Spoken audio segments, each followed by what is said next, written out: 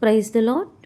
ఈరోజు దేవుని వాగ్దానము కీర్తనల గ్రంథము 128వ అధ్యాయము 5వ వచనము. సియోనులో నుండి యెహోవా నిన్ను ఆశీర్వదించును. ఆమేన్. ఈ వాక్యము కీర్తనల గ్రంథము 128వ కీర్తనలో మనకు కనిపిస్తుంది. ఈ 128వ కీర్తన యాత్ర కీర్తన. అయితే ఈ కీర్తన ఒక కుటుంబపు ఆశీర్వాదమును గూర్చి మనం చెప్పుకునేటప్పుడు ఎక్కువగా ఈ కీర్తనని మనము వాడుకుంటాము. 128వ కీర్తన అంటే ఒక కుటుంబపు ఆశీర్వాదమునకు మూలమైన కీర్తన అన్నమాట. అయితే దేవుడు మనల్ని సియోనులో నుండి ఆశీర్వదించాలి అంటే మనము ఏమి చేయాలి అనేది మనం గమనించినట్లయితే 128వ దావీదు కీర్తన 1వ అధ్యాయంలో యెహోవా యందు భయభక్తులు కలిగి ఆయన త్రోవల యందు నడుచువారందరూ ధన్యులు.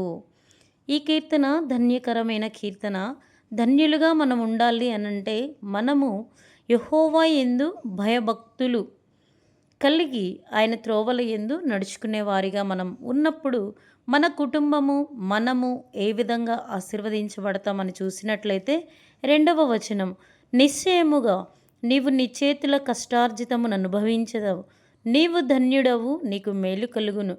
కుటుంబములోని యజమాని తన చేతుల కష్టార్జితము తను అనుభవించే ధన్యతను దేవుడు అతనికి కలుగచేస్తాడు. అలాగే అతన్ని ధన్యునిగా చేస్తాడు, అతనికి మేలు కలిగేటట్లు చేస్తాడు. అలాగే అతని భార్య 3వ వచనంలో మనం చూసినట్లయితే నీ లోగిట నీ భార్య ఫలించు ద్రాక్షావల్లి వల్లే ఉండును. తన భార్య ఫలించు ద్రాక్షావల్లి వల్లే ఉంటుంది. తన పిల్లలు భోజనపు బల్ల చుట్టూ ఒలీవ మొక్కల వలె ఉంటారు. యెహోవా యందు భయభక్తులు గలవాడు ఈ విధంగా ఆశీర్వదించబడతాడు అని ఈ వాక్యం, ఈ కీర్తనల గ్రంథం మనకు తెలియచేస్తుందన్నమాట. అయితే సియోనులో నుండి యెహోవా అప్పుడు మనల్ని ఆశీర్వదిస్తాడు. ఎప్పుడు? మనం ఆయన యందు భయభక్తులు కలిగి ఆయన త్రోవల యందు మనము నడుచుకొనినప్పుడు మనం ఈ విధంగా ఆశీర్వదించబడతాము.